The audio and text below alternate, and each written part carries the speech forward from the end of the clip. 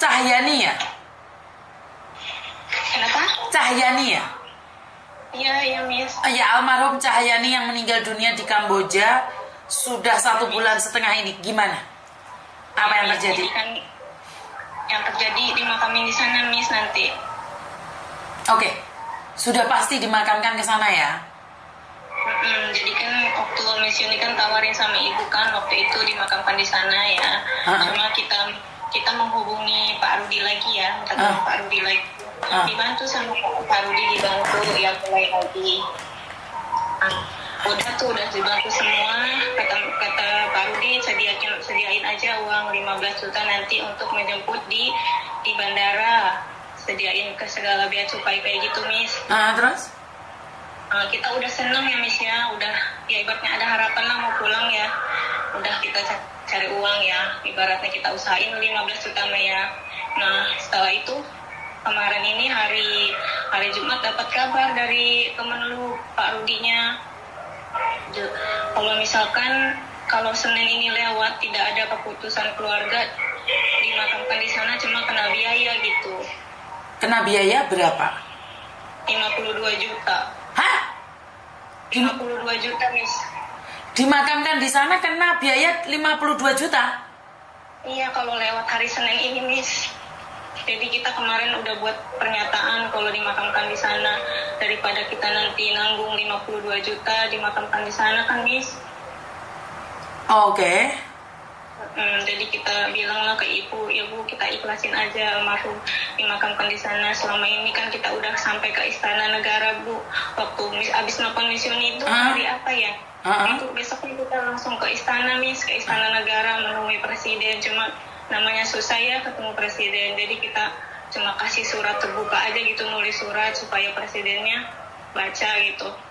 Cuma dari pihak istana kasih 14 hari kerja. Emang ini belum ada 14 hari, cuma dari pihak Kemenlu nih yang mendesak ini, Miss. Oke. Jadi makanya itu diputuskan untuk dimakamkan di sana. Diputuskan dimakamkan di sana. Yang gimana lagi kitanya kalau lewat hari Senin ini mah. Dimakamkan di sana, kita yang keluar biaya kan. Ibu mana, Ibu? Boleh saya berbicara dengan Ibu? Ibunya di rumah, Miss. Sama ya itu ibunya nyampaikan yang kemarin, Miss. Itu namanya ibu ya. Udah kata, tapi yang kemarin ibu bilang itu katanya Mbak, manggilnya Mbak.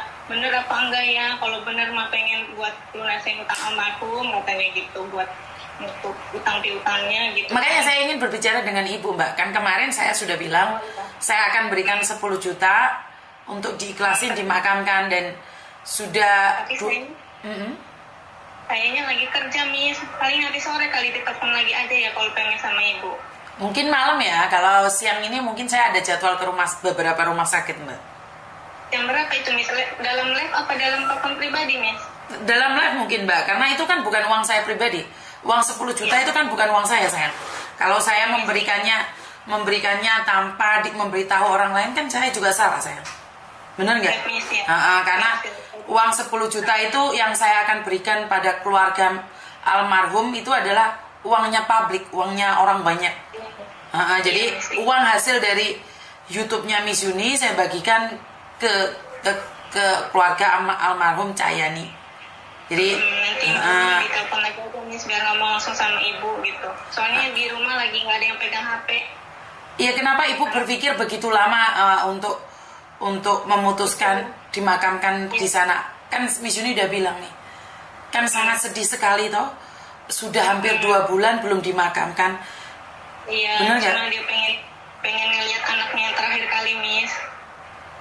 Oke, jadi hari ini harus dimakamkan ya? Wajib dimakamkan? Hari ini belum dimakamkan, jadi hari ini tadi abis kirim foto penyerahan surat.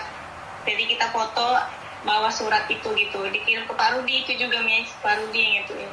Oke, berarti intinya adalah sekarang sudah pasti untuk dimakamkan di Kamboja.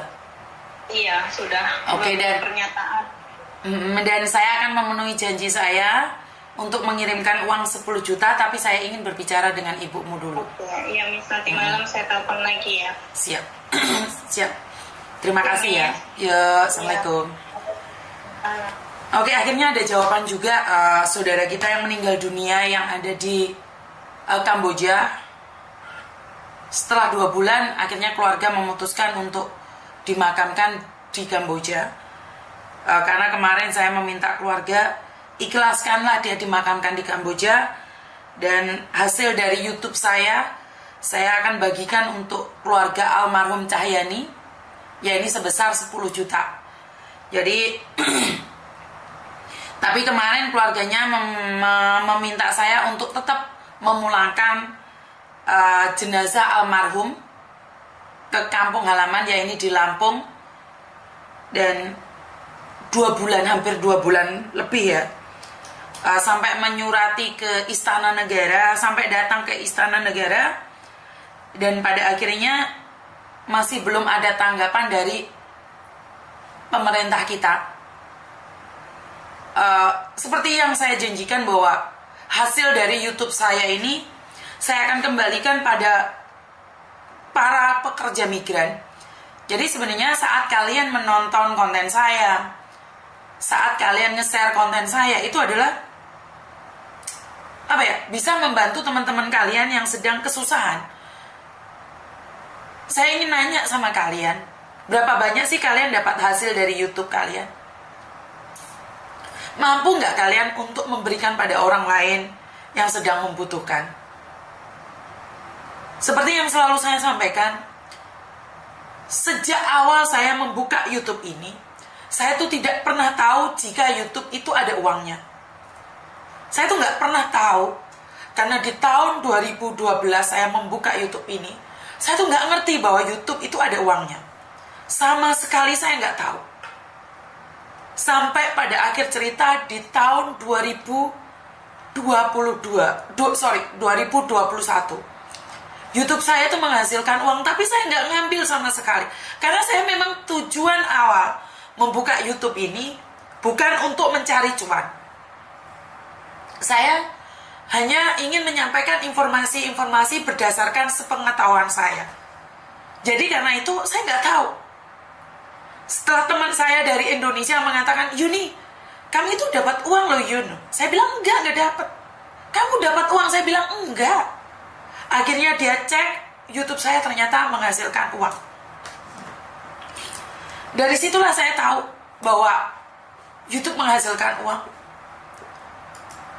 Dan dari situ juga hasil dari YouTube saya, pertama kali itu saya bagikan ke teman-teman juga.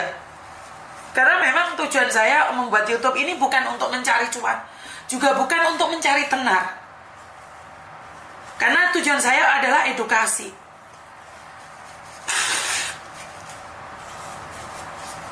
Kalian boleh buat konten. Kalian boleh buat konten. Sama-sama cari konten. Ada nggak yang berani seperti saya ngomong? Tujuan awal memang untuk membantu yang lainnya.